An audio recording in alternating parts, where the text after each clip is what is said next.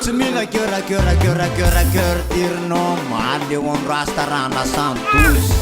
misy leviny eny am tampilendrinao ma eny am sorehetsy oeraoera tsy maintsy mandeha Sai tsy roso fa botony karika tsy mila pina azafady efa complet Popenety le lawara mapone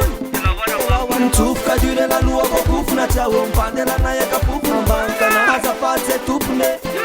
Zay mantopone Andehanako mapela ho aloha de tonga lese Kadereko de tonga lese Tenako lawa de tonga lese Andehanako mapela ho aloha de tonga lese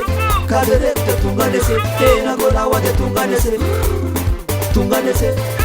Tile matiro Tsisy tata fa matiro Tile matiro ambany tanàna wa matiro Tile matiro Tsisy tata fa matiro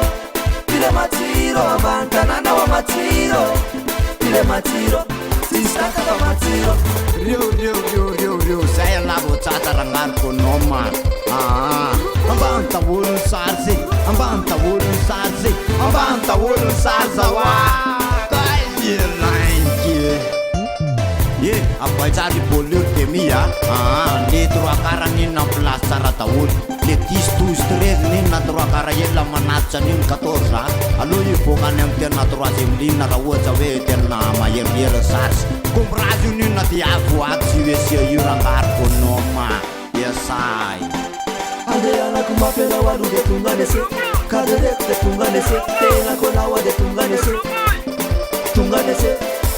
Eka matiro Tefa zay wa matiro Eka matiro Zay dakara wa matiro Eka matiro Zay peze wa matiro Puto centre akorongo tsarinao matsy azo amay vanina niny Ambane de beletreo Ambane de beletreo Ambane de beletreo Kopelanina rasta Yeseti vampini la yonini Yesai Andehanako mapela ho aloha de tonga lese Kadereko de tonga lese Tenako lawa de tonga lese Tonga lese Eka matiro Place tama matiro Eka matiro Iskana sa kadre matiro Eka matiro Selolo familia wa matiro Eka matiro Sabun knap sa matiro Eka matiro Santuzo norma Eka matiro De un rasta norminale Eka matiro Sorrieta majir tawo Eka matiro Kiupas kos papu majir nom